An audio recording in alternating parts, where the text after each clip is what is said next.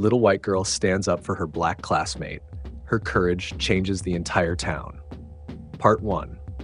The uneven classroom. Lily sat at her desk, her blonde hair tied neatly in a ponytail, as she doodled absent-mindedly on the edge of her notebook. The classroom buzzed with chatter as Mrs. Thornton, a stern-looking woman with sharp eyes and an even sharper tongue, tapped the board to signal the start of the lesson. Lily's attention drifted to Jamal, who sat a few desks away. His brown skin glowed in the sunlight streaming through the window, but his eyes were downcast as he fiddled with his pencil. Jamal was quiet, always keeping to himself. He loved to draw, beautiful, intricate sketches of animals and landscapes that seemed to leap off the page. But no one in the class, not even Mrs. Thornton, seemed to notice his talent. Lily did. She'd seen his drawings in the moments he let his guard down. She couldn't understand why Jamal wasn't celebrated for his abilities. Then again, she was beginning to notice a lot of things about the way her class worked, things that didn't sit right with her. It started subtly.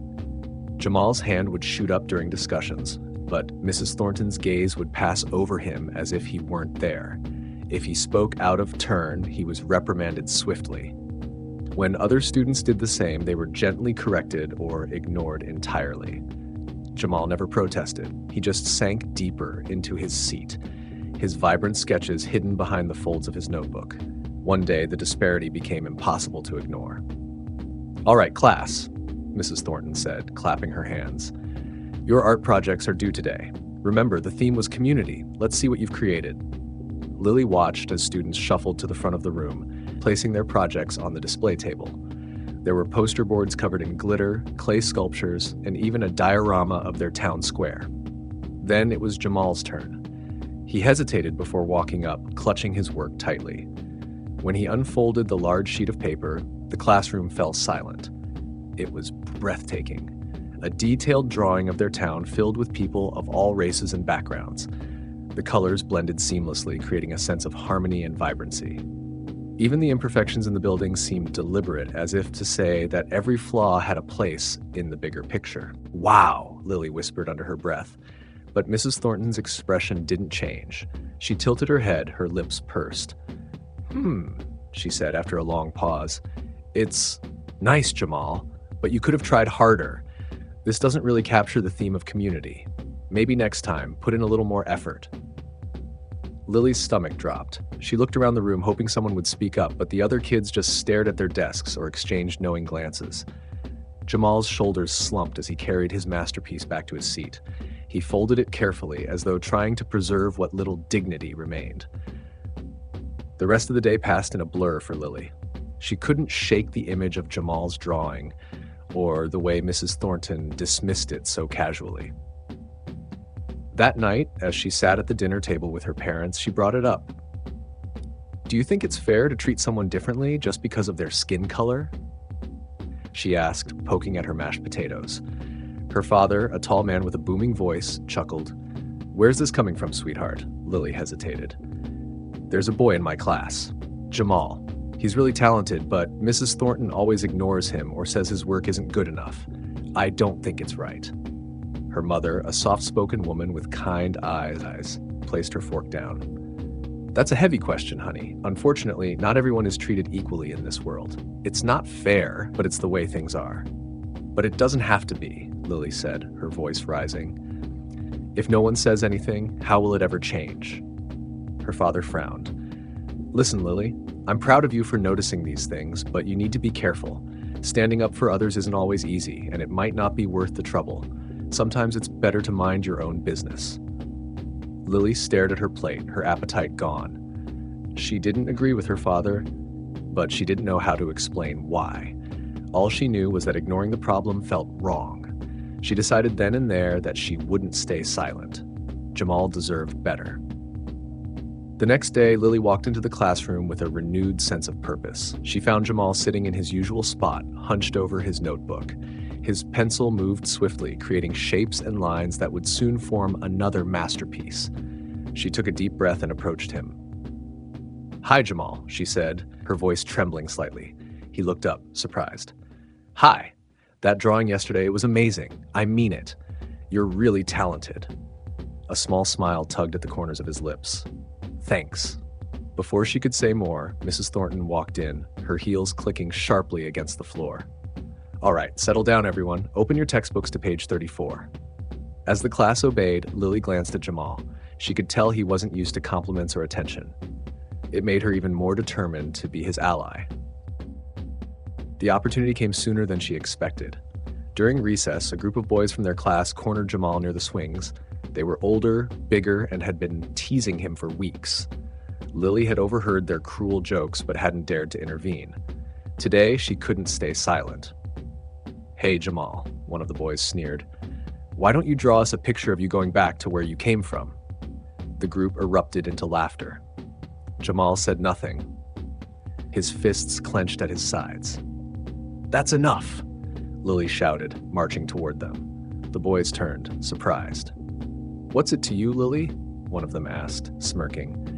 "It's mean and stupid, that's what. Jamal didn't do anything to you. Why don't you pick on someone your own size?" The leader of the group stepped forward, his face red with anger. "Why do you care so much? You like him or something?" Lily's cheeks flushed, but she stood her ground. "I care because it's wrong. Leave him alone."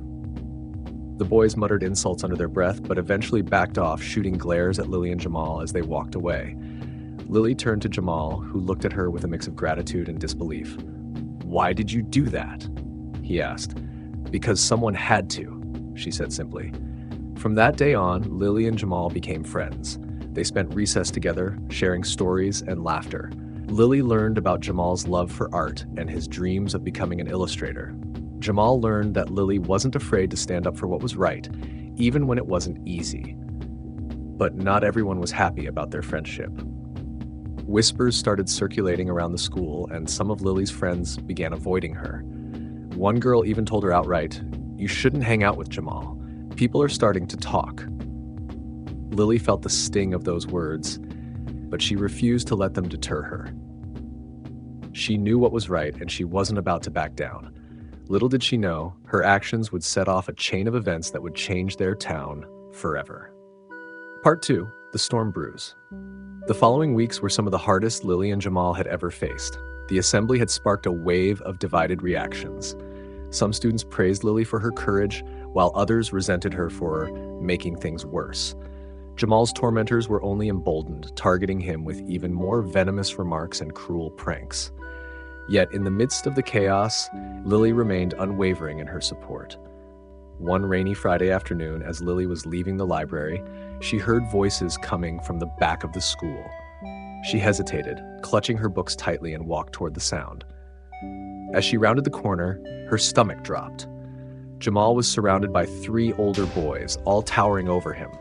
One of them, a burly football player named Ryan, was holding Jamal's sketchbook out of reach, while the others laughed. "What's this supposed to be?" Ryan sneered, flipping through Jamal's drawings. "You trying to be Picasso or something?" "Give it back," Jamal said, his voice firm but laced with desperation. "Why? So you can keep drawing pictures nobody cares about?" Ryan taunted, holding the sketchbook high as Jamal jumped to grab it. "Leave him alone." Lily's voice rang out, startling the boys. They turned to see her standing there, her face red with anger. For a moment, there was silence, broken only by the sound of raindrops hitting the pavement. Well, if it isn't his little sidekick," Ryan said, smirking. "What are you going to do, Lily? Write a letter to the principal?" "Maybe I will," Lily shot back, taking a step closer. "And maybe I'll tell everyone how tough you think you are, picking on someone half your size." Ryan's smile faded, replaced by a scowl. "You better watch it," he said, shoving the sketchbook into Jamal's chest. "You don't want to mess with me." As the boys walked away, Lily turned to Jamal, who was clutching his sketchbook tightly. "Are you okay?" she asked softly. He nodded, but his eyes were filled with tears. "I'm fine. Thanks for standing up for me again." "You shouldn't have to go through this," Lily said, her voice breaking. "It's not fair." Jamal looked down at the ground, his shoulders slumping. "It's just how it is. People like me were always the target." Lily shook her head. "That doesn't make it right. We have to do something." That night, as Lily sat in her room, she couldn't stop thinking about Jamal. His sketches, filled with intricate details and vibrant colors, were a window into his soul.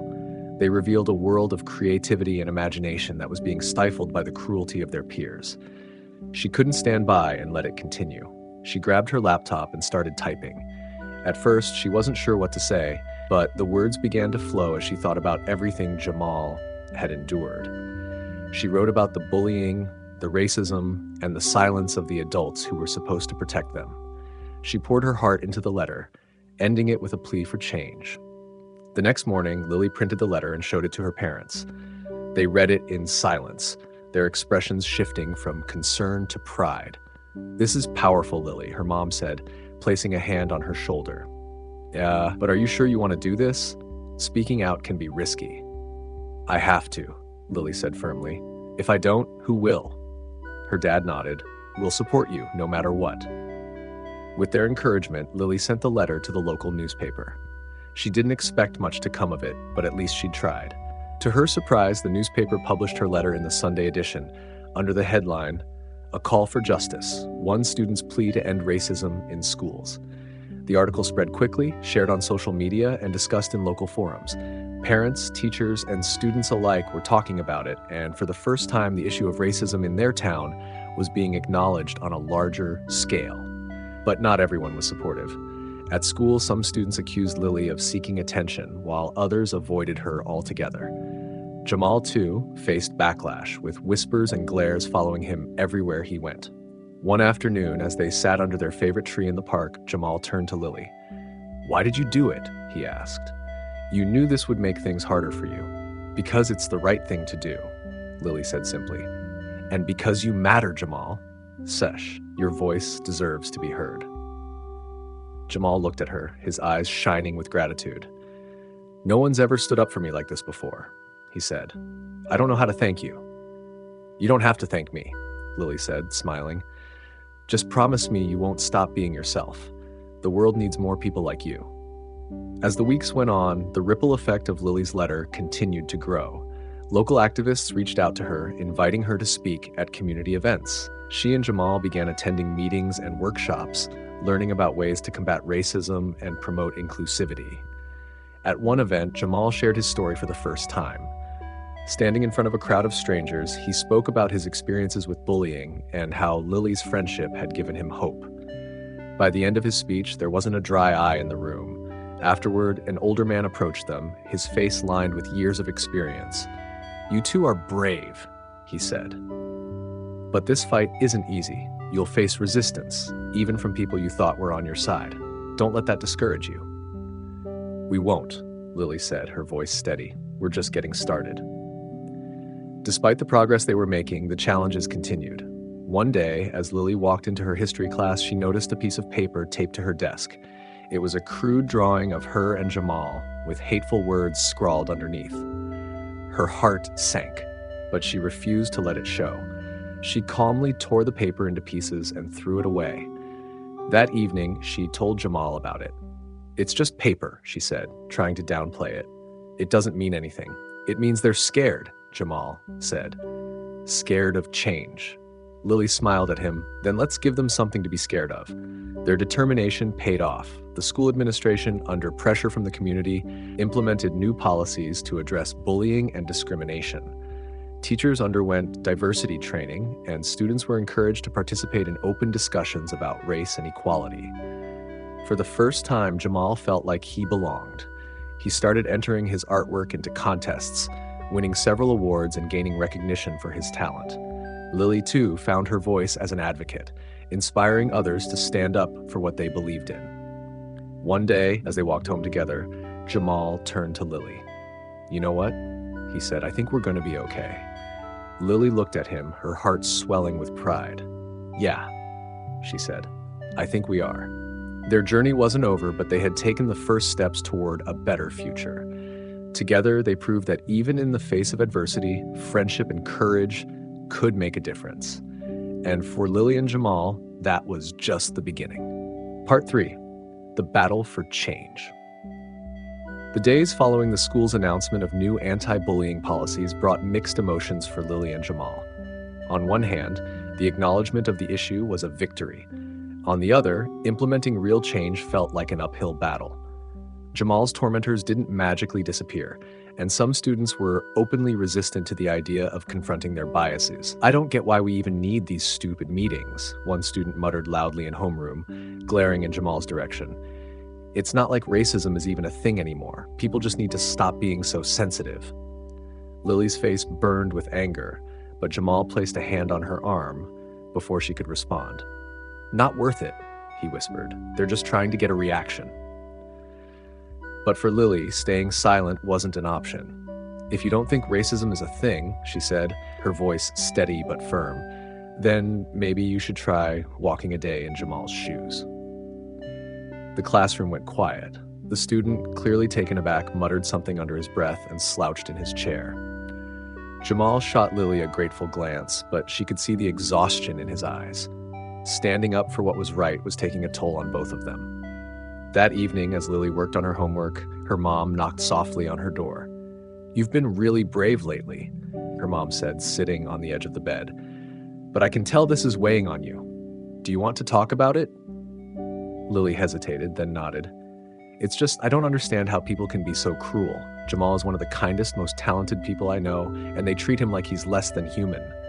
It's not fair." Her mom sighed, brushing a strand of hair behind Lily's ear. "It's not fair," she agreed. "But change doesn't happen overnight. It takes time, and it takes people like you and Jamal who are willing to stand up and say, 'This isn't okay.'" "I just wish there was more I could do," Lily said, her voice breaking. "Sometimes it feels like we're not making a difference." "You are," her mom said firmly. "Every time you speak up, every time you refuse to back down, you're planting seeds, and one day, those seeds will grow into something amazing."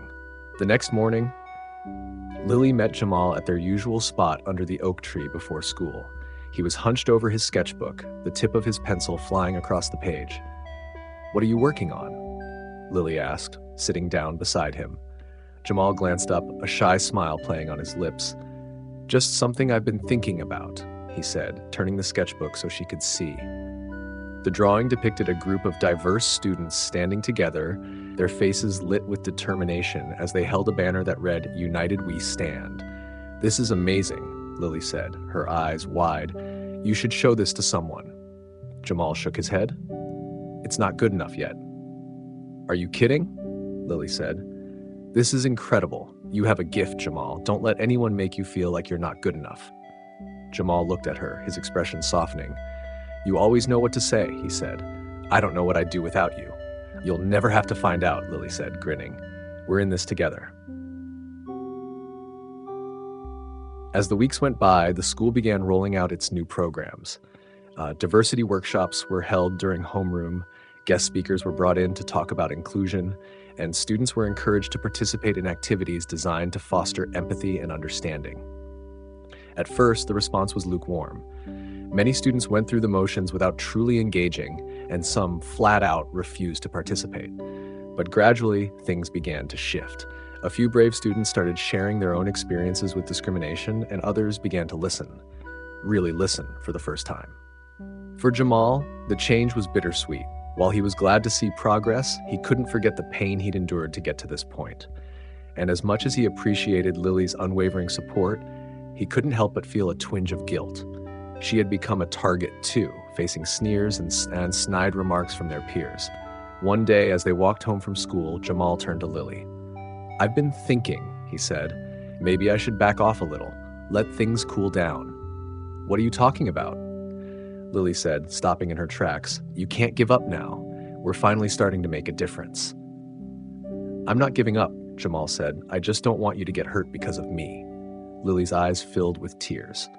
"Jamal, you're my best friend. I don't care what people say about me. What matters is that we're doing what's right." Jamal looked down, his hands shoved deep into his pockets. "I don't deserve a friend like you," he said quietly. "Yes, you do," Lily said, her voice firm. "And I'm not going anywhere." Their determination was put to the test one Friday afternoon when the school held its first ever Unity Assembly. The event was meant to showcase the progress they'd made as a community, with performances, speeches, and artwork from students of all backgrounds. Jamal was hesitant to participate, but Lily convinced him to submit one of his drawings for the gallery. "People need to see your talent," she said. "This is your chance to show them who you really are." The night before the assembly, Jamal stayed up late putting the finishing touches on his piece. It was a powerful depiction of two hands, one black, one white, clasped together against a backdrop of vibrant colors. The words "Together We Rise" were scrawled boldly across the top. When he showed it to Lily the next morning, her jaw dropped. "Jamal, this is incredible," she said. "You're going to blow everyone away." But as they arrived at school, Jamal's nerves got the better of him. "What if they don't get it?" he asked, clutching the frame tightly. "What if they just laugh?" "They won't," Lily said, squeezing his hand. "And even if they do, it doesn't matter. This is your truth, Jamal. No one can take that away from you." The assembly was a whirlwind of emotions. As Jamal's artwork was unveiled, a hush fell over the crowd.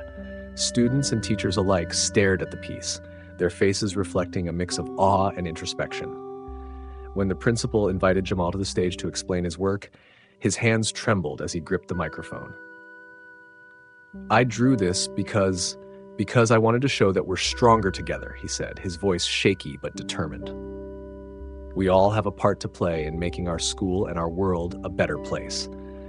The audience erupted into applause, and for the first time in a long time, Jamal felt a glimmer of hope. As he stepped off the stage, Lily was waiting for him, her face lit with pride. "I told you," she said, hugging him tightly. "You're amazing." Jamal smiled, his heart swelling with gratitude. "I couldn't have done it without you," he said. "You're my hero, Lily." "No," Lily said, shaking her head. "You're the hero, Jamal." That night, as they walked home together under the glow of the streetlights, Jamal turned to Lily. "Do you think things will ever really change?" he asked. "They already are," Lily said, smiling, "and this is just the beginning." The success of the Unity Assembly didn't mean the challenges were over for Lily and Jamal.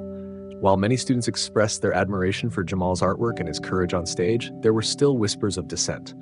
Old prejudices didn't vanish overnight, and the wounds of past experiences took time to heal. For every step forward, it felt like there was always something pulling them back. One day, as Lily and Jamal walked into school, they noticed something that made their hearts sink.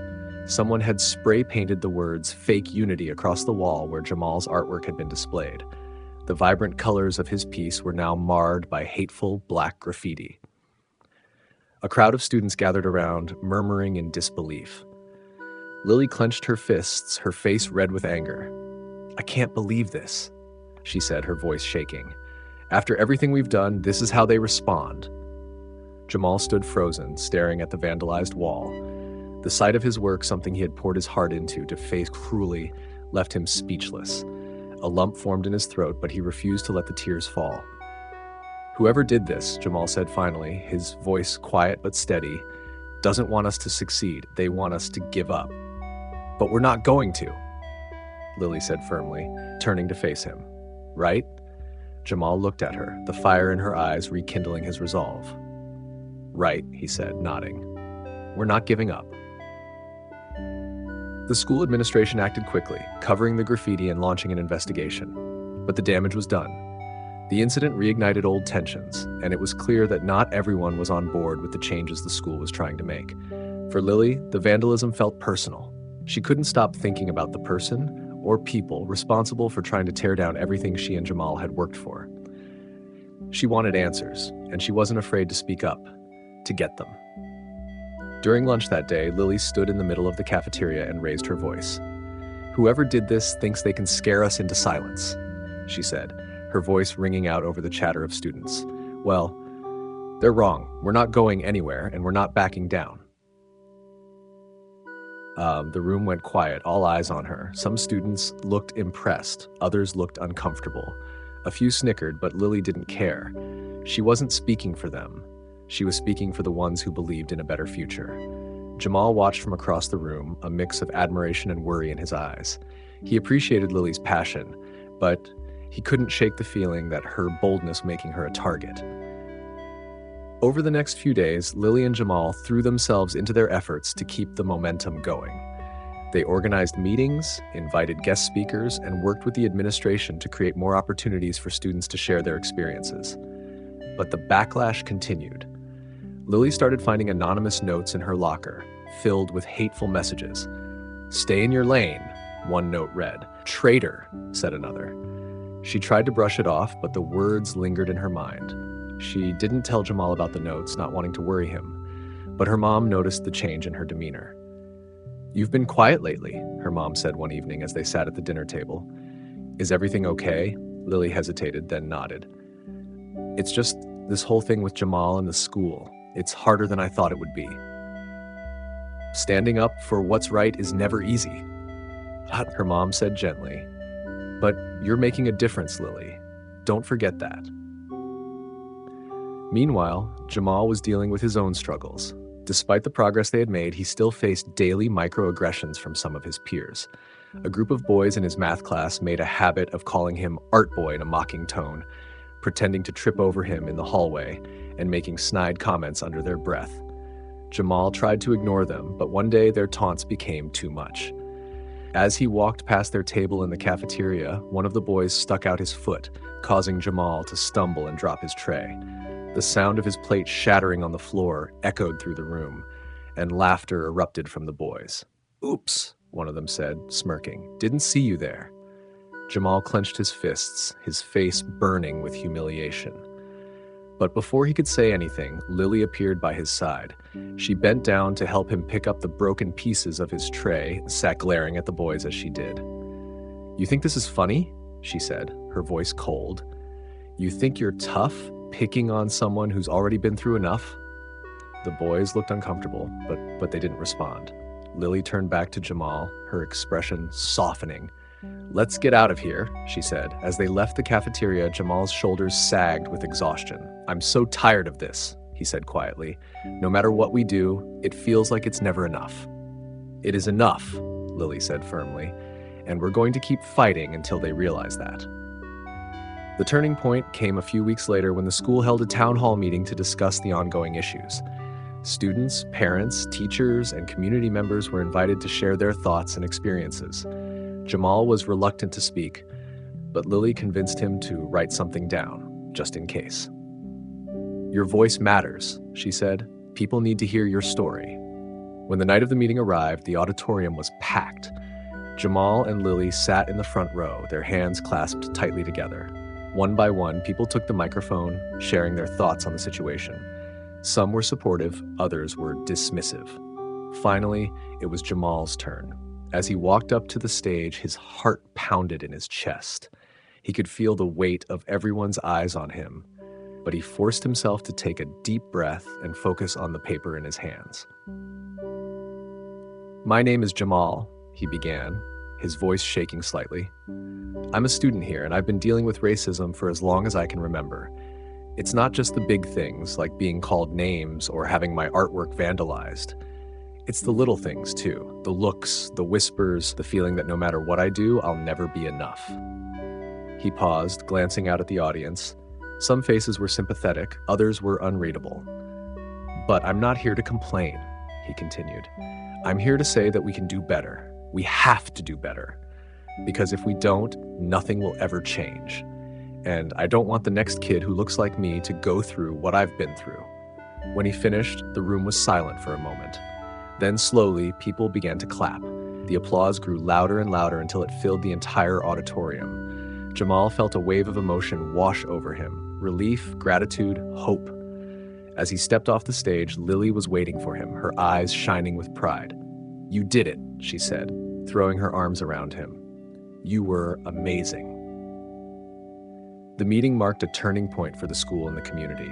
People began to take the issue more seriously, and the administration committed to implementing real, lasting changes. For Jamal and Lily, the journey wasn't over, but they finally felt like they were making progress.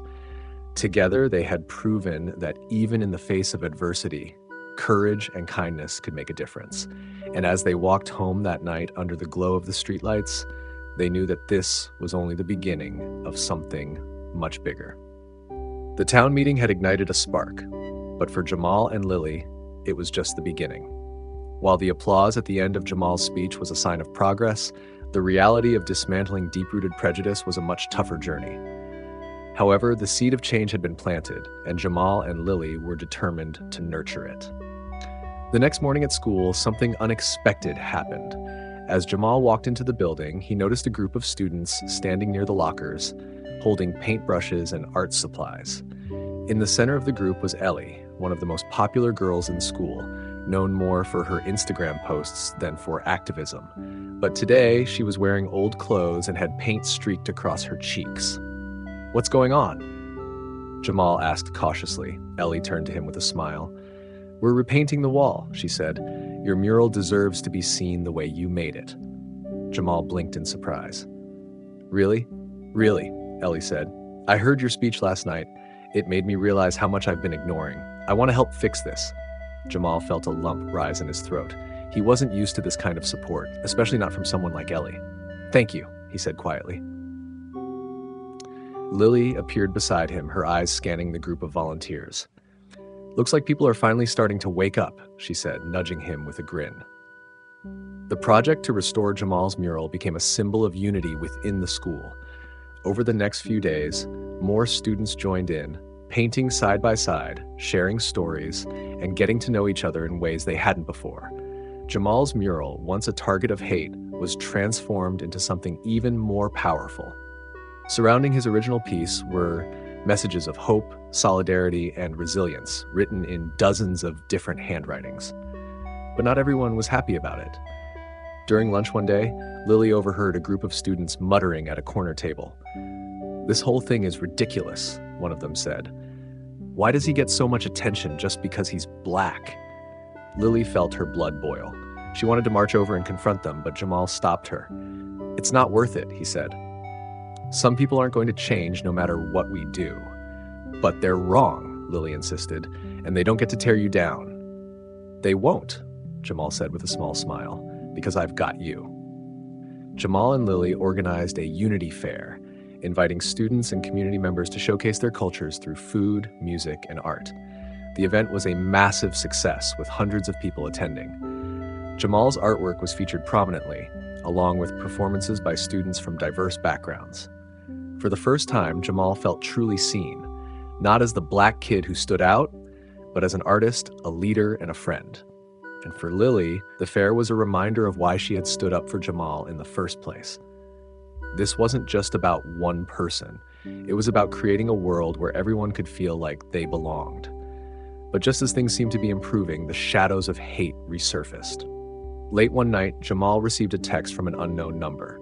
It was a picture of his mural, defaced once again, with the words, "Stay in your place," scrawled across it. Jamal's heart sank as he stared at the screen. He had thought they were making progress, but this felt like a slap in the face. He called Lily, his voice shaking as he told her what had happened. "Meet me at the school," Lily said immediately. "We're fixing this." Jamal hesitated. "It's late, and I don't want you to get in trouble." "I don't care," Lily said. "You're not dealing with this alone." When Jamal arrived at the school, Lily was already there, armed with cleaning supplies and a determined expression. Together, they worked under the cover of darkness, scrubbing away the hateful words and repainting the mural. As they worked, Jamal opened up in a way he rarely did. "Sometimes I wonder if it's worth it," he admitted. "No matter what we do, there's always someone trying to tear us down."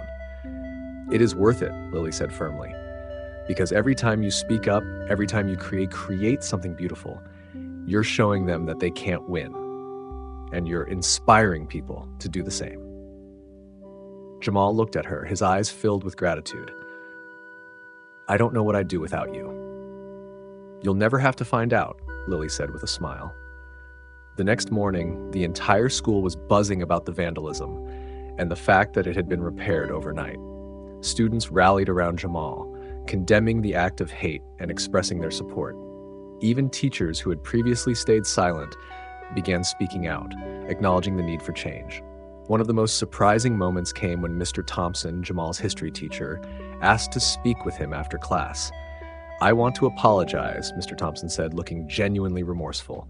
"I haven't always been as supportive as I should have been, but your courage has inspired me. I'm proud of you, Jamal." Jamal was stunned.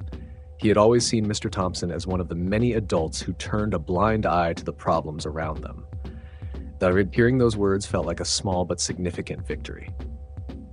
This part emphasizes Jamal and Lily's continued growth, resilience, and the importance of their bond in the face of ongoing adversity. The final turning point came during a school-wide assembly. The principal announced a new initiative to address racism and promote inclusion, developed in collaboration with Jamal, Lily, and other student leaders. The plan included workshops, guest speakers, and a dedicated space for students to share their experiences. As Jamal stood on stage, addressing the entire school, he felt a sense of pride and purpose he had never known before. "This isn't just about me," he said. "It's about all of us. Together, we have the power to create something better." The applause that followed was deafening, but what meant the most to Jamal was the sight of Lily in the front row, cheering louder than anyone else. In the weeks that followed, the changes became visible. The school felt like a different place, still imperfect, but filled with hope. And for Jamal and Lily, their friendship had become a beacon of what was possible when people stood together against hate. Looking back, Jamal realized that the journey had been about more than fighting racism. It had been about finding his voice, discovering his strength, and learning that even in the face of adversity, there was always a reason to hope. And as he walked down the hall, past his restored mural, he knew one thing for sure. The fight was far from over, but he wasn't fighting alone. If you found this story impactful, don't forget to like and subscribe for more content that tackles important issues and promotes positive change. Your support helps us continue bringing you stories that matter. Thanks for watching.